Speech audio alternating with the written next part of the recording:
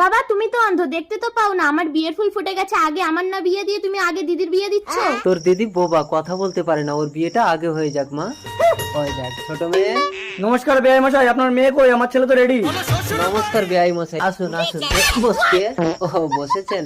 এই বড় মেয়ে, এই বাবা তুই আমার আগে বিয়ে করবি না? তুই এখানে বেহুশ হয়ে পড়ে থাক, ততক্ষণে আমি ওই ছেলেটাকে গিয়ে বিয়ে করে নেব। এসেছিস মা? এইটা আমার বড় মেয়ে, বেচারা কথা বলতে পারে না।